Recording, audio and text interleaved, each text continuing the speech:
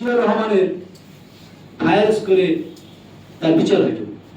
Fire করে বুঝে সরাসরি আর্মি বা সেনাবাহিনীর যে আইন আছে সেই আইনে তাকে সরাসরি গুলি করে হত্যা করা হইত।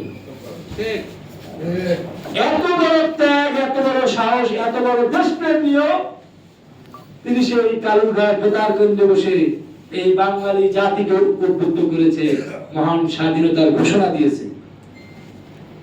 এটাকে একটি রাজনৈতিক দল দীর্ঘ সময় ক্ষমতায় থেকে এটা এখন তারা গুজব দিক, তাদের বিভিন্ন সময় রং পরিবর্তন হয়। যখন 1971 সালের আগে ছিল মুসলিম লীগ, মুসলিম লীগ থেকে হাইজ্যাক করে আওয়ামী লীগ থেকে এখন হয়েছে গুজব লীগ। যখন ক্ষমতায় ছিল তখন মানুষের বিরুদ্ধে শুধু গুজব ছাড়া তাদের কোনো তথ্য নেই, গুজব লীগ। এখন তারা হয়েছে রোহিঙ্গা লীগ। এই রোহিঙ্গা লীগ বাংলাদেশে মায়ানমার থেকে রোহিঙ্গা আমদানি করছে। ডক্টর মোহাম্মদ ইউনূস যেভাবে ডক্টরেট পেয়েছেন শান্তিতে, উনিও শান্তিতে নোবেল পাওয়ার জন্য রোহিঙ্গা আমদানি করছে। আর এই বাংলাদেশের সাধারণ জনতা 2024 সালের জুলাই এবং আগস্টের আন্দোলনের মধ্যে দিয়ে আমরা ভারতের রোহিঙ্গা রপ্তানি করছি। এই প্রধান রোহিঙ্গা হচ্ছে শেখ হাসিনা। আপনারা ইতিমধ্যে দেখেছেন বিভিন্ন মিডিয়ায় আওয়ামী লীগের রাজনৈতিক নিবন্ধন বাতিল করা হয়েছে। এর কারণ কি? সন্ত্রাসীদের কিন্তু রাজনৈতিক দল করার কোনো অধিকার নেই। পৃথিবীর কোন দেশে সন্ত্রাসীদের রাজনীতি করার অধিকার নেই। তো এই বাংলাদেশে 2024 সালে যে আন্দোলন আমরা করেছি জুলাই এবং আগস্টে, সেই আন্দোলনে তারা বাংলাদেশের বিভিন্ন বাহিনী সহ হাজার হাজার সন্ত্রাসী আমদানি করে, ভারত থেকে আমদানি করে, মরণাস্ত্র আমদানি করে, ইসরায়েল থেকে মরণাস্ত্র আমদানি করে এই সাধারণ মানুষের উপর নিক্ষেপ করা হয়েছে। একটি স্বাধীন রাষ্ট্রে গণতান্ত্রিক অধিকারের জন্য তারা লড়াই করে, তাদেরকে যদি সরাসরি গুলি করে হত্যা করা হয়, হাজার হাজার মানুষ, একজন দুজন নয়, হাজার হাজার মানুষ হত্যা করা হয়েছে। 30 থেকে 35,000 মানুষকে চিরতরে পঙ্গু করা হয়েছে। তাদেরকে কারো চোখ গেছে, কারো হাত গেছে, কারো পা গেছে, কারো মাথা এক সাইড চলে গেছে। আপনারা কি সবাইকে কি দেখতে পারছেন?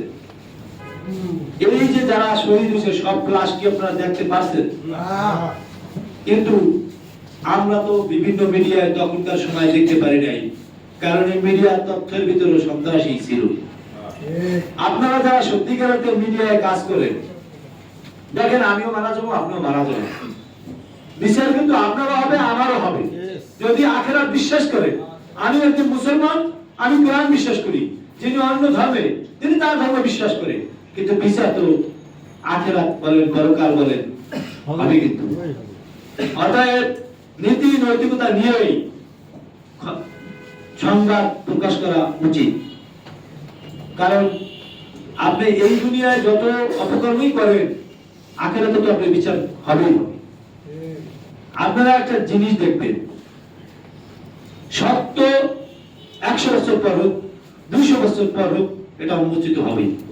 আর মিথ্যা নিমিষেই, মনে করেন এমন ভাবে একটি ঝড় বা এমন ভাবে একটি আইলা বা শিহর আসবে যেখানে তার অস্তিত্ব চিরতরে ধ্বংস হয়ে যাবে। তার নাম হচ্ছে আওয়ামী লীগ। আওয়ামী লীগ এই বাংলাদেশে 65 বছর বা 40 বছর, 70 বছর এই বাংলাদেশের জনগণের উপরে একটি মিথ্যা গুজব দিয়ে একটি রাজনৈতিক দলের নামে মানুষের মৌলিক অধিকার হরণ করা থেকে শুরু করে সব ধরনের অবস্থান তাদের ছিল। আর যার কারণে বাংলাদেশে এমন একটা ঝড় আসছে 2024 সাল, আওয়ামী লীগ একবারে চিরতরে ধ্বংসের দ্বার মুখে। নৌকা কি আছে বাংলাদেশে?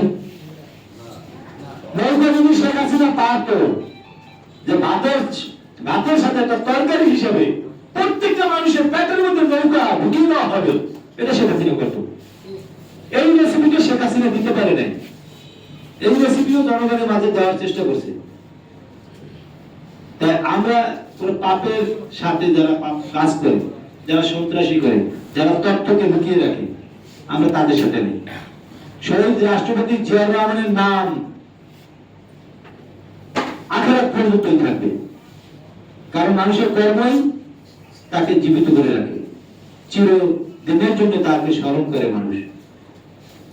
শহীদ রাষ্ট্রপতি জিয়াউর রহমান সেই আরাফাতের ময়দানে নিম গাছ রোপণ করেছে। সেই নিম গাছের নাম হচ্ছে জিয়া ট্রি। যতদিন পর্যন্ত পৃথিবী থাকবে ততদিন পর্যন্ত নিম গাছ থাকবে, আর ততদিন পর্যন্ত জিয়া ট্রি নামে জিয়া রহমানের নামও থাকবে। বাংলাদেশে তো অনেক রাষ্ট্রপ্রধান এসেছে, কোন নিদর্শন আছে? এরকম কোন নিদর্শন আছে? যদিও থাকে বা যদিও করে, শহীদ রাষ্ট্রপতি জিয়া রহমানের পথ প্রদর্শন করে ওই জায়গায় যেতে হবে, ওই পথটি অনুসরণ করে ওই জায়গায় যাইতে হবে। কারণ পথ নিদর্শন বা পথ দেখানো কিছু মানুষ আল্লাহর তরফ থেকেই সৃষ্টি হয়।